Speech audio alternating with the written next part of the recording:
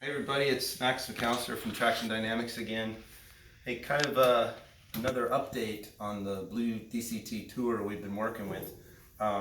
Just through the course of driving it while testing, we noticed that what by every other standard would be the steering head up on the bike loosened up really dramatically. So in other words, any quick contact with the brakes resulted in a big clunk, clunk, clunk. And this bike was really sketchy, low speed steering in particular. And so we, diagnosed that it was a loose steering head bearing. You can kind of put your finger, come around here, and I'll show you. You can put your finger just on this seam between the actual steering fork and the actual, what would be a steering head on a conventional motorcycle. So there's two giant bearings here, and that's what's turning. But you can put your finger here, pull the brake, and have someone rock the bike, and you can feel the steering head clunking. But so we took it apart. We wanted to see what was going on with it. And we haven't undone the steering head or anything yet, but here's the first look at why we noticed such a problem. Go over here and look, kind of get close to the bearing so you can see the whole actual steering mechanism of the bike has come loose internally. Look up in here at this dust cap. Can you see it? Mm-hmm. You got the camera on it? Yeah. Watch that move.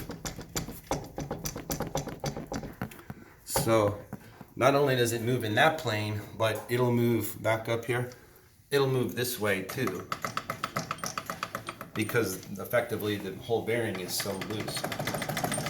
So that's why this bike was acting really crazy at low speed, and it would clunk so bad when we pulled the brakes.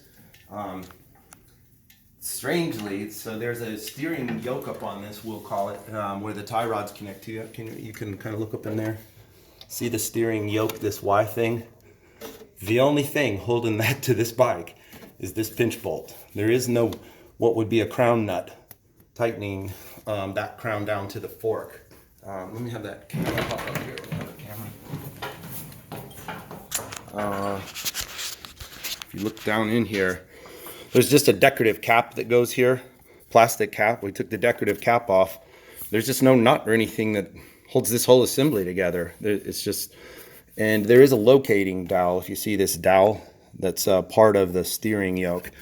But that dowel is the only thing that's there that's keeping the, I guess that's locates the steering yoke to the steering fork.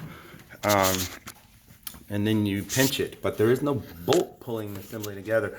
There's just a single adjuster nut up in here. I don't even know if I can get this in there to see it. There you go. That's your steering bearing adjustment nut.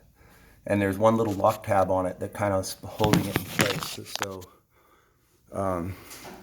but as far as what, I guess the simple matter is you just push that steering yoke down until it touches and tighten the pinch bolt. It's nothing like I've ever seen. So anyway, that's the update. We'll try and, I think we're actually going to take it loose and take a look and see if anything's like damaged in the bearings, because I